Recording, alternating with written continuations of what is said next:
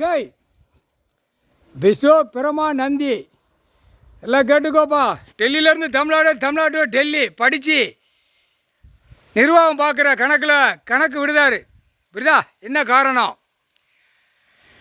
நோய் மானிட பிறவி ஆடு மாடு கோழி பறவைகளை தின்னு நோய் ஏற்றி வச்சுருக்கான், கொழுப்பில் ஏற்றி வச்சுருக்கான், மண்டை மூளையில் ஏற்றி வச்சுருக்கான். இந்த இரண்டு கணக்கில் ஏற்றி பூரா இடத்துகளை பூரா கொதறி வச்சுருக்கான், இடத்த வாங்கி கொதறி வச்சுருக்கான், மாளிகை கெட்டி கொதறி வச்சுருக்கான். அப்போ கணக்கு பிடிக்கணும்ல, எல்லாம் கேட்டுக்கோப்பா, நல்லா கேட்டுக்கோ. கணக்கு போட்டார் ஐயா.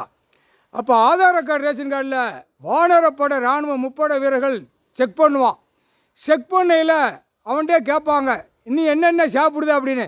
அவனே கடைன்னு ஒப்பிச்சிருவான். ஆடு சாப்பிடுவேன், கோழி சாப்பிடுவேன், புறா சாப்பிடுவேன், விலங்குகள் பூரா என்னென்ன இருக்கோ பறவைகள் எல்லாமே நாங்கள் சாப்பிடுவேன், நான் சாப்பிடுவோம்னு அவன் வாங்கிட்ட கக்கிடுவான். கக்குனவுடனே இவனுக்கு அப்படியே லூஸு சேன்ஸின்னு சொல்லி உள்ளே தூக்கி போட்டுருவாங்க. அதுதான் கணக்கு. என்ன காரணம்? சொத்து நிறைய எழுதி வச்சுருப்பான், வீடு டாட்டாராக கட்டி வச்சுருப்பான், பூரா விவசாயத்தை அழித்து வச்சுருப்பான். என்ன காரணம்? அந்த ஆடு மாடு கோழி பறவைகளை தின்னு சேஞ்ச் ஆகி லூஸ் ஆகி பூரா அழிக்க போகிறான். அந்த பேப்பரை விட்டு தூக்கி எறிதான்.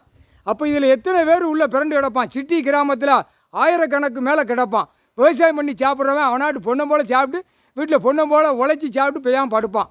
அவனுக்கு அந்த வேலை. ஆடு மாடு கோழி பறவைகளை வளர்ப்பான், இம்முட்டு விவசாயம் பண்ணுவான், சாப்பிடுவான், போவான். மித்த பூரா பேப்பரை வச்சு குளத்தை அழிக்கவா, அடுத்து மில்லு தொழிற்சாலை கெட்டவா, அடுத்தாப்புல போய் எங்கெங்கே இடம் கிடக்குன்னு விவசாயத்தை அழிக்கவான்னு இதே சோழியாக அலைவான். இந்த ஆடு மாடு கோழி பறவைகளை தின்னு லூஸு சேஞ்ச் ஆகி கொதறி போய் வச்சுருக்கான். பாத்தியா பார்க்கலையாப்பா? டெல்லியிலேருந்து தமிழ்நாடு வரைக்கும் படித்த அறிவாளிகள் பாத்தியா பார்க்கலையா? ஆணும் பெண்ணும் பார்க்கல. தாசில்தார், விஓ, கலெக்டர் அத்தனை பேரும் கையெழுத்துக்களை போட்டு கொதறி வச்சுருக்கான். கொதருங்கடா, நானும் கொதறதேன், நானும் ஆடு மாடு கோழி பறவைகளை தின்னு கொதறதம்னு கொதறி கொடுத்துருக்கான், கொதறி அடித்து வச்சுருக்கான். இதெல்லாம் பார்க்கலையாப்பா? இப்போ பிடிப்பார். அதுக்கு தான் 13 நோய் ஒவ்வொருத்தனுக்கும் இருக்கும். ஆடுக்கு இத்தனை நோய், மாடு இத்தனை நோய், அவன் திங்கிற உணவுகளை பிடிக்காரு, அத்தனை நோய் உள்ளே ஏற்றி வச்சுருக்கான். கிறுக்கு லூசு மாதிரி அலையுதான். பாத்தியா பார்க்கலையாப்பா? அதுக்கு தான் கொதறுதல் விடுதாரு. அந்த காய்ச்சல் வரையில் கொதருவான். முக்கால் சத்தியம் புரிஞ்சு